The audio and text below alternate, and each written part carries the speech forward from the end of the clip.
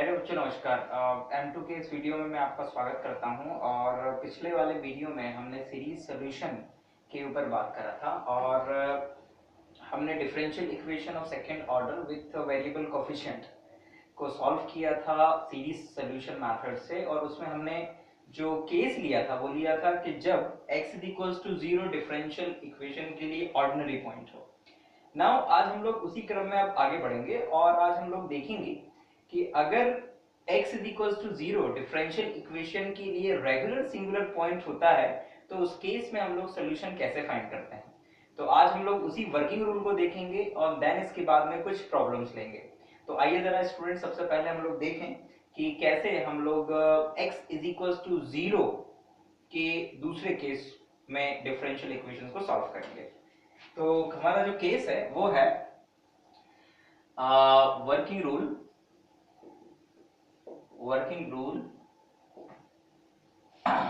when x = 0 is regular singular point of differential equation। Correct. तो जब x = 0 differential equation के लिए regular singular point होगा then उस केस में हम लोग सोल्यूशन कैसे फाइंड करेंगे ये हम लोगों को आज सीखना है। सपोज दैट स्टूडेंट्स के हमें ये डिफरेंशियल इक्वेशन गिवन है। ये गिवन डिफरेंशियल इक्वेशन क्या है? It's p0x d2y/dx² plus p1x dy/dx plus p2x y is equals to 0. This is our differential equation when correct, and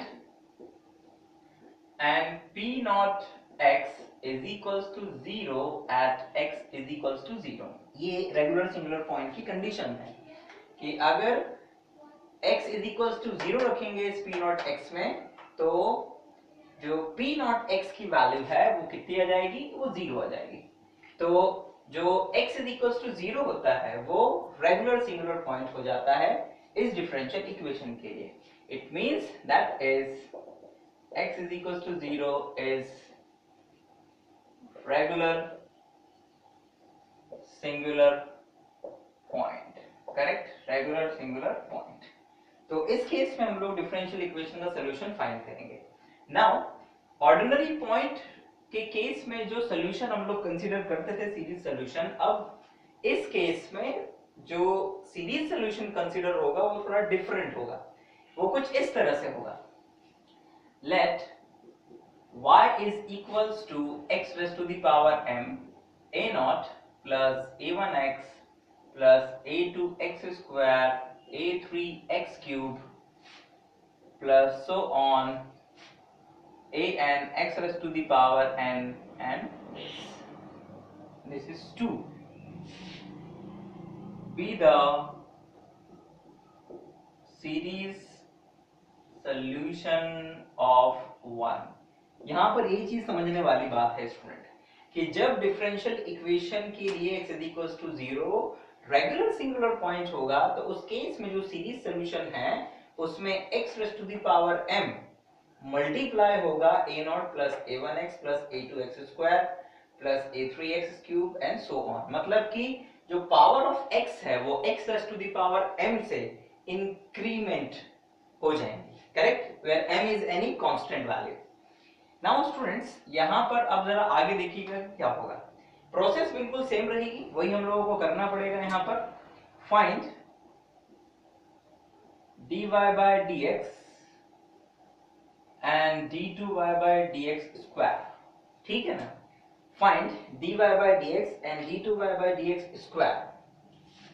number 3, put y dy/dx and d2y/dx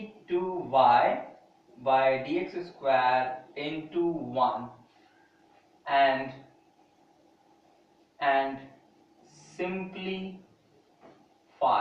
simplify it।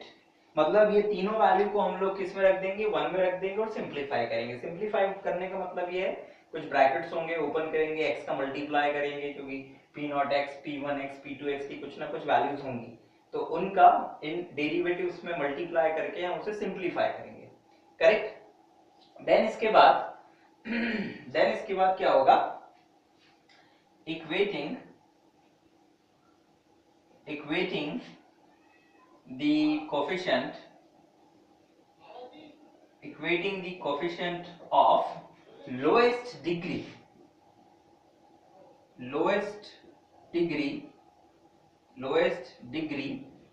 of x to 0। हम जो भी x की lowest degree होगी उस पूरी की पूरी expression में उसके कोफिशिएंट को इक्वल टू 0 करेंगे। ऐसा करने से हमें क्या मिलेगा, equal to 0, it will give a quadratic equation in m। हमें m के फॉर्म में एक क्वाड्रेटिक इक्वेशन मिलेगी स्टूडेंट। This equation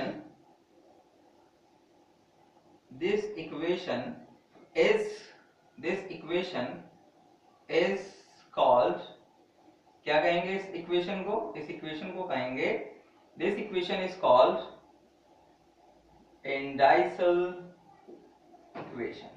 क्या कहेंगे students, indicial equation. Okay, now solve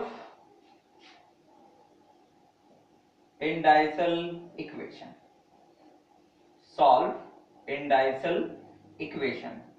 and suppose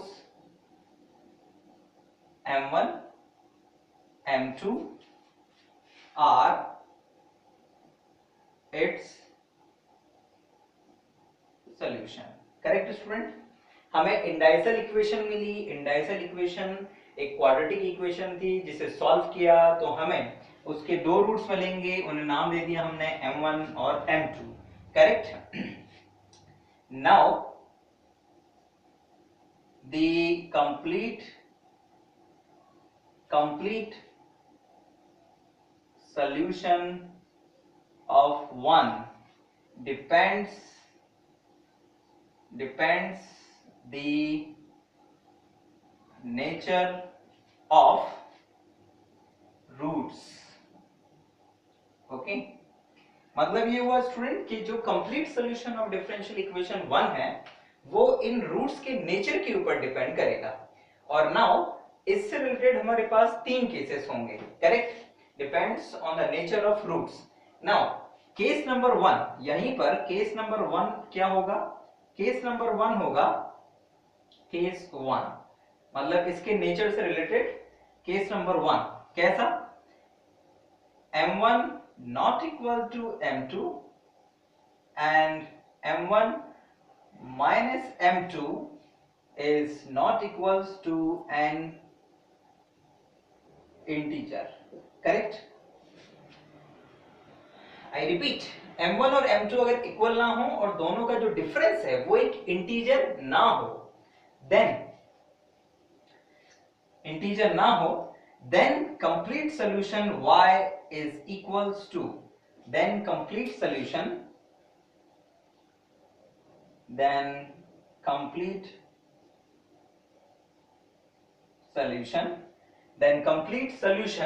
y is equals to c1 y at m1 plus c2 y at m2। Correct, यानी कि मैं यहां पर ऐसा लिख दूं तो ज्यादा ठीक रहेगा, m is equals to m1 and m is equals to m2।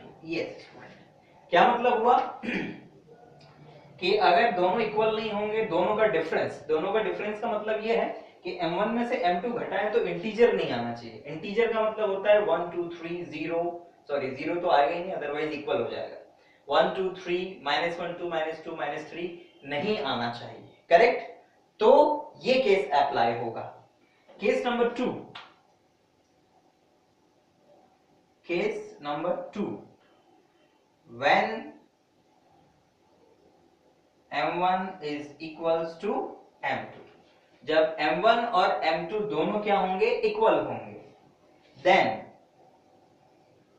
then complete solution y is equals to c1 y at m1 plus c2 del y by del m at m1।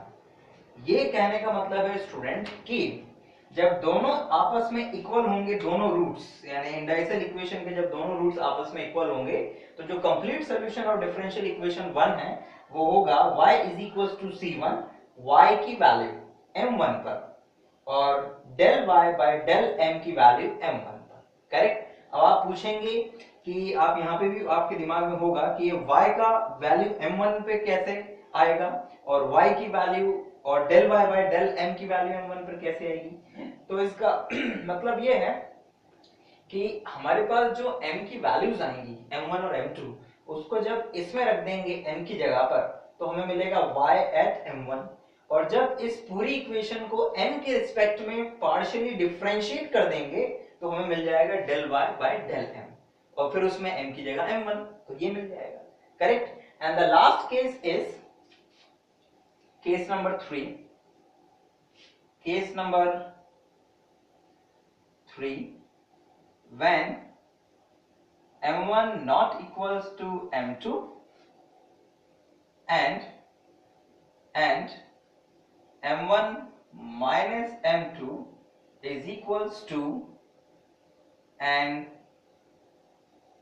integer, correct, and m1 minus m2 is an integer, मतलब दोनों का जो difference है वो एक integer हो, ठीक है ना, यानी इसका थोड़ा इससे डिफरेंट केस नंबर 1 से। then complete solution is equals to c1 y at m is equals to m1 plus c2 del y by del m is equals to m2। Correct. और यहां पर एक कंडीशन भी होती है, एंड द कंडीशन ये m1 y की value m1 पर और del y by del m की वैल्यू m2 पर, लेकिन कंडीशन ये है कि m1 is greater than m2, correct, m1 is greater than m2, मतलब कि m1 बड़ा होना चाहिए किससे, m2 से, तो आप y की वैल्यू m1 पे निकालेंगे और जो छोटी वैल्यू होगी उसकी वैल्यू मतलब जो छोटी वैल्यू होगी m की वो किसके लिए जाएगी, वो del y by del m के लिए जाएगी। तो स्टूडेंट्स ये है working rule when x is equals to 0 is an regular singular point of the differential equation 1। Actual में जो ध्यान देने वाली बातें हैं वो है एक कि आप y सही माने, नंबर 2 आप dy by dx d2y by dx square की वैल्यू को सब्स्टिट्यूट जब करें इसमें तब ध्यान दें, लोएस्ट डिग्री ऑफ x के कोफिशिएंट्स को जब इक्वल टू 0 करें तो सही इंडाइसल इक्वेशन बने। देन इसके बाद जो कंप्लीट सॉल्यूशन है वो ध्यान से बनाएं कि केस कौन सा लग रहा है, बिकॉज इंडाइसल इक्वेशन के जो रूट्स होंगे उसी के ऊपर डिपेंड करेगा कि कंप्लीट सॉल्यूशन क्या बनेगा। करेक्ट। एंड देन इसमें आखिरी चीज जो मैं यहाँ नहीं लिख रहा हूँ लेकिन आपको मुंह जबानी बता रहा हूँ कि ये तो हमने m की वैल्यू के हिसाब से कंप्लीट सॉल्यूशन बनाया, लेकिन ये तब काम करेगा जब y हमारे पास हो, और y बनाने के लिए हमें a0, a1, a2, a3, an की वैल्यू की जरूरत पड़ेगी। करेक्ट। और ये वैल्यू हम लोग वैसे ही निकालेंगे जैसे कि हम लोगों ने पिछले वाले केस में निकाले थे, फिर वही x की जो डिफरेंट पावर्स होंगी उन्हें इक्वल टू 0 करेंगे, सॉरी उनके कोफिशिएंट को इक्वल टू 0 करेंगे। अभी हमने x की लोएस्ट डिग्री को इक्वल टू 0 करा था और इंडाइसल इक्वेशन बनाई थी। अब हम उससे जो बड़ी पावर्स होंगी उनको इक्वल टू 0 करेंगे और क्या बनाएंगे, हम क्या निकालेंगे, a1, a2, a3, a4 की वैल्यू। यहां पर एक और चेंज हुआ है कि पिछले वाले केस में जब ऑर्डिनरी पॉइंट होता था x = 0 तो तो जो हम लोग सोल्यूशन बनाते थे उसमें A2, A3, A4 की वैल्यू आती थी A0 और A1 के टर्म्स में। अब इस केस में A1, A2, A3, A4 की वैल्यूज आएंगी A0 के टर्म्स में। आई रिपीट, इसमें A2, A1 भी निकलेगा, A2 भी निकलेगा, A3 भी A0 के टर्म्स में, करेक्ट। तो इस तरह से हम लोग सेकेंड केस में डिफरेंशियल इक्वेशन को सॉल्व करेंगे, राइट स्टूडेंट्स।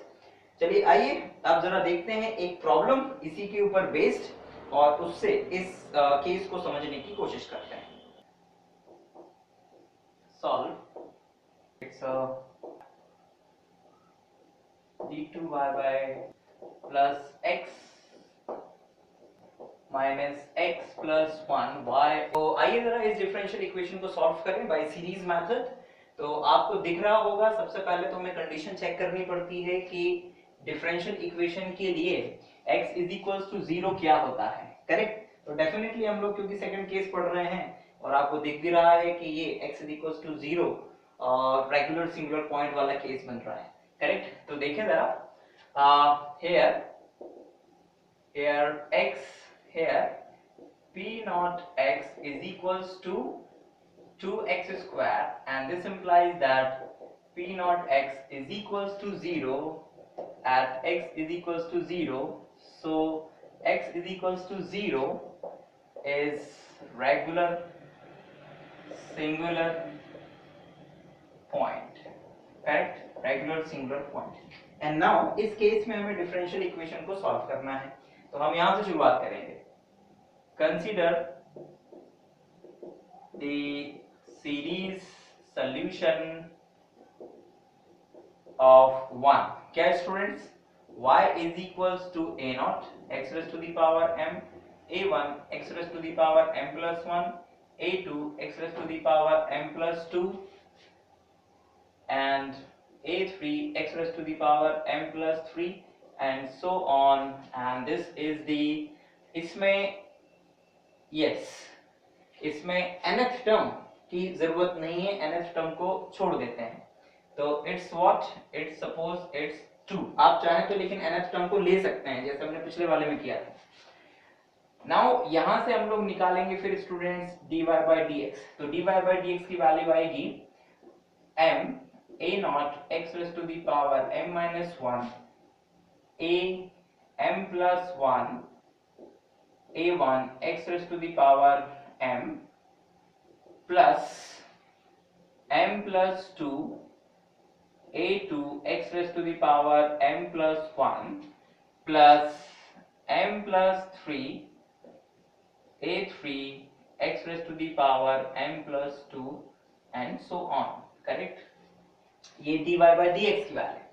नाउ जब d2y by dx स्क्वायर की वैल्यू निकालेंगे तो हमें मिलेगा m minus 1 a0 x raised to the power m minus 2 plus m plus 1 m a1 x raised to the power m minus 1 plus m plus 2 m plus 1 a2 x raised to the power m plus m plus 3 m plus 2 a3 x raised to the power m plus 1 and plus so on, correct. तो हमने ये इतनी values निकाली। अब आपको दिख रहा है स्टूडेंट, जो अगला स्टेप है उसमें हमें इन तीनों की वैल्यूज उठाकर डिफरेंशियल इक्वेशन 1 में लिख देना है। चलिए आइए लिख देते हैं। Put y dy by dx and d2y by dx square into 1। तो हमें मिलेगा स्टूडेंट्स, हम जो बाहर ये कोफिशिएंट्स हैं इनका मल्टीप्लाई करते हुए जो रिजल्ट आएगा उसे लिखेंगे, करेक्ट। तो थोड़ा समय बचेगा, तो हम लिखेंगे 2x x स्क्वायर का मल्टीप्लाई करते हुए, किसमें, d2y by dx स्क्वायर में। तो हमें मिलेगा 2 bracket m minus 1 a0 x raised to the power, ये बन जाएगा स्टूडेंट व्हाट, ये बन जाएगा x raised to the power m plus 2 से इंक्रीमेंट हो जाएगा पावर में m plus 1 m a1 x raised to the power m plus 1 plus m plus 2 m plus 2 m plus 1 a2 x raised to the power m plus 2 plus m plus 3 m plus 2 a3 x raised to the power m plus 3 and so on. ये bracket close, मतलब पहला term finish. दूसरा term जिसमें हमें dy by dx में x का multiply करना है, तो प्लस x का जब मल्टीप्लाई कर देंगे तो हमें मिल जाएगा bracket m a not x raise to the power m plus m plus 1 a1 x raise to the power m plus 1 plus m plus 2 a2 x raised to the power m plus 2 plus m plus 3 a3 x raised to the power m plus 3 and so on। Correct? ये हमने x का dy by dx में multiply किया। Now अब minus x का y में और y अकेला विथ नेगेटिव साइन, तो यहाँ पे लिखेंगे हम माइनस, अब y का मल्टीप्लाई x में, तो ये पावर बढ़ जाएगी a not x raised to the power m plus 1 a1 x raised to the power m plus 2 plus a2 x raised to the power m plus 3 plus a4 इतना ही रहने दें, sorry a3 और ले लेते हैं, a3 x raised to the power m plus 4 and so on। ये हमने क्या किया, y में x का मल्टीप्लाई जब किया तो हमें ये मिलेगा। Correct? And now with negative sign y अकेला, तो y की वैल्यू क्या है, y की वैल्यू हम लोग लिख सकते हैं a not x raise to the power m a1 x raise to the power m plus 1 a2 x raise to the power m plus 2 a3 x raise to the power m plus 3 and so on. ये bracket close and is equals to 0। Correct student? Now ये जो expression बनी है ये हमारे बहुत काम की है, बिकॉज इसी से ही हमारी सारी वैल्यूज आने वाली है। अब जो अगला काम होता है वो है इंडाइसल इक्वेशन निकालना। उसके लिए जो x की लोएस्ट डिग्री होती है पूरी की पूरी एक्सप्रेशन में, उसके कोफिशिएंट को इक्वल टू 0 करना पड़ता है। तो आइए सबसे पहले उसके कोफिशिएंट को ढूंढें, यानी कि कोफिशिएंट से पहले x की लोएस्ट डिग्री को ढूंढें। तो देखिएगा ध्यान से, यहाँ पर x की पावर m है, पूरे में सबसे छोटी यहाँ पर m है, यहाँ m प्लस 1 है, यहाँ m है, यानी कि जो सबसे छोटी पावर है x की वो है x raise to the power m। तो यहाँ पर हम क्या करेंगे, इक्वेटिंग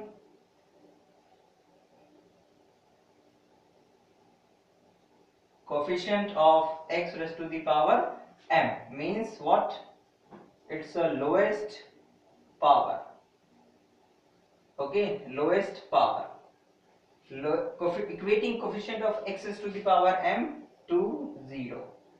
ओके, तो जब 0 कर देंगे स्टूडेंट्स तो हमें मिलेगा, हमें यहां से देखना शुरू करना पड़ेगा, 2m m minus 1 a not, यहां पर मिलेगा प्लस m a नॉट, यहां पर तो है नहीं है, वहां पर मिलेगा minus a naught is equals to 0।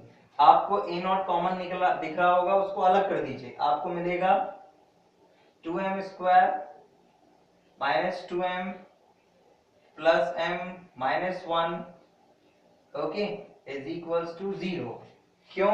Because a naught cannot 0, a naught 0 नहीं हो सकता है। इससे हमें जो इक्वेशन मिलेगी वो ये मिली है कुछ इस तरह से, 2m square minus m minus 1 is equals to 0। ये क्या है बच्चों? It's a indicial equation. और अगर हम इसके फैक्टर्स करें स्टूडेंट्स तो वो फैक्टर्स हमें मिलेंगे 2m minus 1 and m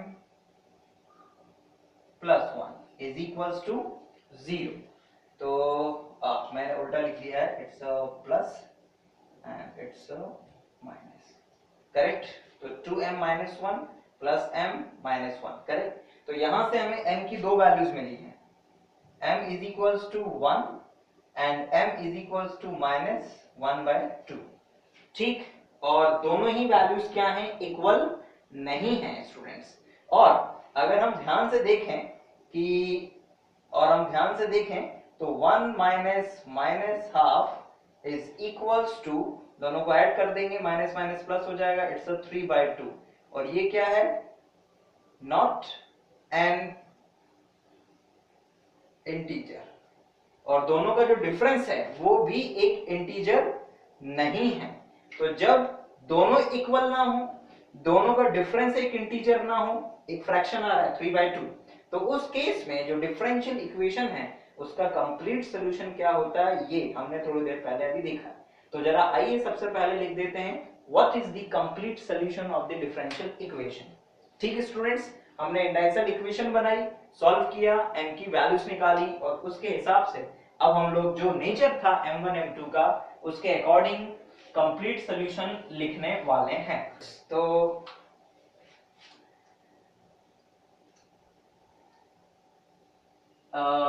since m1 not equals to m2 and m1 minus m2 is not equals to an integer, okay, so the complete solution of 1, so the complete solution of 1, y is equals to c1, y at m is equals to what, m is equals to 1, and plus c2, y at m is equals to minus half, right। तो now अब हमारा उद्देश्य है इन y, इस y की value m1 m is equals to 1 पर और इस y की value m is equals to minus half पर निकालना। लेकिन y की वैल्यू तब निकलेगी जब हमारे पास a1 a2 a3 की वैल्यूज हो, करेक्ट। तो उन्हें निकालने के लिए फिर वही काम हम लोग करेंगे कि अब जो दूसरी पावर्स हैं x की, उनके कोफिशिएंट को इक्वल टू 0 करेंगे। तो आइए जरा देखें, equating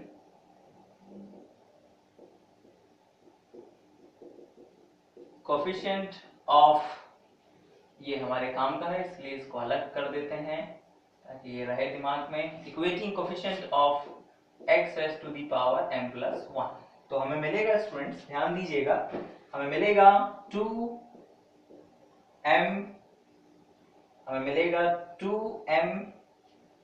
plus 1, 2m into m plus 1, और m plus 1 कहां पर है, ये रहा, प्लस इसका coefficient a1 plus m plus 1 a1 and here minus a naught and minus, sorry not minus, sorry ये भी माइनस में है तो it's minus a1 is equals to 0। a naught अकेला है, उधर लेके जाइए इसे, और बाकी सब में a1 कॉमन है, कॉमन ले लीजिए। तो हमें मिलेगा this implies that 2m square plus 2m plus m plus 1 minus 1, okay, and here is a1 is equals to a naught। 1 से 1 कैंसिल स्टूडेंट्स, 1 से 1 अगर कैंसिल कर दें, ठीक है ना, तो हमें मिल जाएगा, क्या मिल जाएगा हमें, 2m square 2m m plus 1 minus 1, m से m cancel, right, and this will give you a1 is equals to a naught upon 2m square plus 2m plus m, right। तो इस 2m को और इस m को add कर देते हैं तो इट बिकम 3m, करेक्ट। तो ये किसकी वैल्यू आई, ये वैल्यू आ गई a1 की, राइट। अब a1 आ गया, अब इसी तरह दूसरे कोफिशिएंट जो अगली x की पावर है उसे इक्वल टू 0 करते हैं और दूसरे कांस्टेंट की वैल्यू निकालते हैं। तो यहां पर हम करते हैं अब क्या, equating the coefficient of x raised to the power m plus 2, right, x raised to the power m plus 2। तो हमें मिलेगा स्टूडेंट्स, हम उसे करने से पहले एक बार ऐसे चेक कर लें कि हमने सही किया है कि नहीं किया है। हमने सबसे पहले x की power m 2m plus 1 m1 a1, ठीक है, यहाँ पर 2 sorry plus m1 m plus 1 a1 minus a1, right, sorry minus a not and minus a1, right. तो सही है, हमारे पास जो में मिला है वो सही है। अब हम m plus 2 के कोफिशिएंट को लेते हैं, तो ये रहा उसका कोफिशिएंट, तो हमें मिलेगा 2 m plus 2 m plus 1 a2 and here is plus m plus 2 a2 minus a1 and here is minus a2 minus a2 is equals to 0। अब जो कॉमन है उसको यहीं रखते हैं, बाकी को इधर। तो हमें दिख रहा है कि 2m plus 2 m plus 1 plus m plus 2 and यहां से ये माइनस 1 में a2 कॉमन है और a1 को उधर कर देते हैं, तो ये a1 इक्वल टू में चला गया, ये कैंसिल हो जाएगा स्टूडेंट्स। तो हमें मिल जाएगा 2m plus 2 m plus 1 and m plus 1, ये m plus 1, ये ब्रैकेट, ये a2 is equals to a1। और ध्यान दीजिएगा इसमें से m plus 1 पूरे में से कॉमन निकल रहा है, तो it's m plus 1 2m plus 4 होगा और ये वाला और ऐड हो जाएगा तो it become 5। a2 is equals to a1 and a2 is equals to a1 upon m plus 1 2m plus 5, right. तो ये हमारे पास वैल्यू आई किसकी, ये हमारे पास वैल्यू आई है a2 की, ठीक है स्टूडेंट्स। तो हमने क्या निकाला, हमने a1 की वैल्यू निकाली, हमने a2 की वैल्यू निकाली, लेकिन ध्यान दीजिएगा कि a2 की जो वैल्यू आई है वो a1 के टर्म्स में आई है, मतलब कि a2 निकालने के लिए हमें a1 की ये वैल्यू उठाकर भी यहां पर रखनी पड़ेगी, करेक्ट। तो ये करने तो ये तो करना ही पड़ेगा।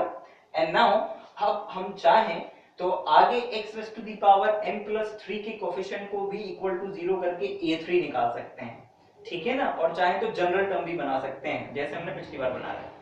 बट इन दिस प्रॉब्लम हम लोग a1 और a2 को निकाल के ही स्टॉप करते हैं और इसकी मदद से बनाते हैं डायरेक्ट y, ठीक है ना।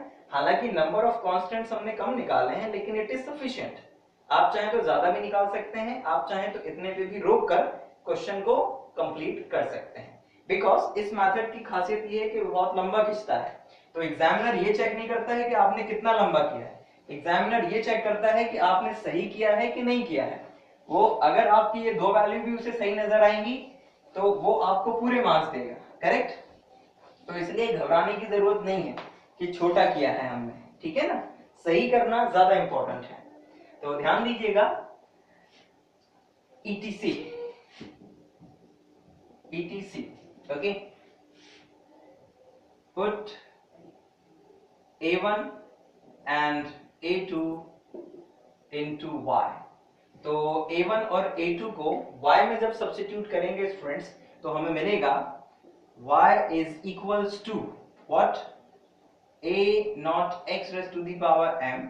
A1 की वैल्यू ये है, it's A naught upon 2m square plus 3m, right, it's x raised to the power m plus 1 plus A2 की वैल्यू ये है, बट a1 की वैल्यू भी उसमें डालनी पड़ेगी, तो a not upon m plus 1 2m plus 1 2m plus 5 और साथ में this 2m square plus 3m, right, and it's x raised to the power m plus 2 and so on. अब जरा ध्यान दीजिएगा, हमें y की वैल्यू निकालनी थी दो वैल्यूज पर, एक m इज इक्वल्स टू 1 पर और एक m इज इक्वल्स टू -½ पर। तो कैसे निकालेंगे? y is equals to m is equals to 1 पर, तो उसके लिए हमें पूरे जो एक्सप्रेशन बनी है y के लिए उसमें m की जगह 1 लिख देना है। तो हमें मिलेगा students a not x plus a not upon m की जगह 1 लिखेंगे तो it's 1 1, it's 5 x raised to the power 2 plus a not upon its 2 into 7 into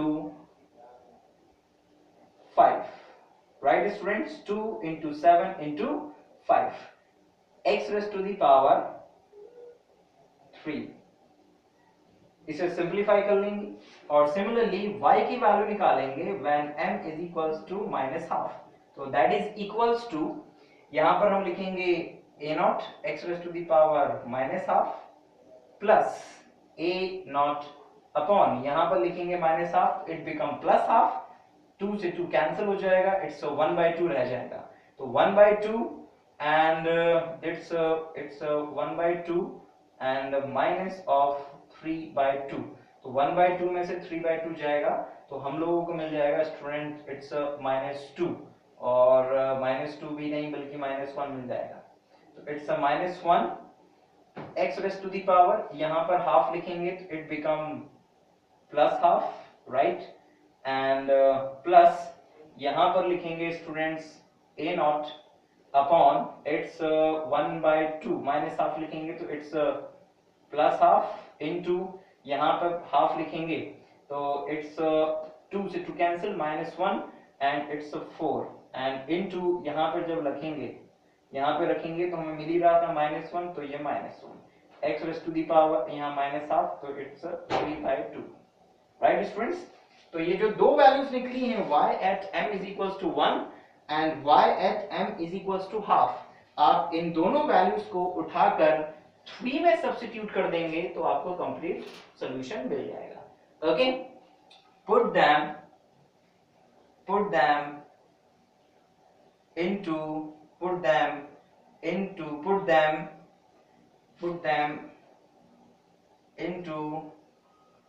complete solution 3, that's the finished question, correct. तो इतना आप कर देंगे तो आपका कंप्लीट सोल्यूशन आ जाएगा। आप चाहे तो ऐसे लिख के छोड़ दें, ये दोनों वैल्यूज को उठाकर C1 और C2 का मल्टीप्लाई करके x नॉट को कॉमन लेके और कुछ और पावर अगर कॉमन आ रही है तो उसे निकाल के और भी सिंप्लीफाई करके लिख सकते हैं। तो स्टूडेंट ये हम लोगों ने केस पढ़ा जब इंडाइसल इक्वेशन के रूट्स अलग अलग आए थे, उनका डिफरेंस जो था वो एक इंटीजर नहीं था। इसी तरह से हम लोग जो इंडाइसल इक्वेशन है उनके जो रूट्स होंगे जब दोनों इक्वल होंगे और जब क्या कहते हैं दोनों ही रूट्स अलग होंगे बट उनका डिफरेंस एक इंटीजर होगा, उस केस में भी डिफरेंशियल इक्वेशन को सॉल्व करेंगे, ठीक है ना, but it will in next class. तो स्टूडेंट्स इन सभी में अगर आपको कोई प्रॉब्लम आती है तो आप हमें मेल कर सकते हैं, पूछ सकते हैं, we are always to solve your queries, ठीक है। Thank you very much for watching, हम जल्दी नेक्स्ट वीडियो के साथ आपके सामने होंगे।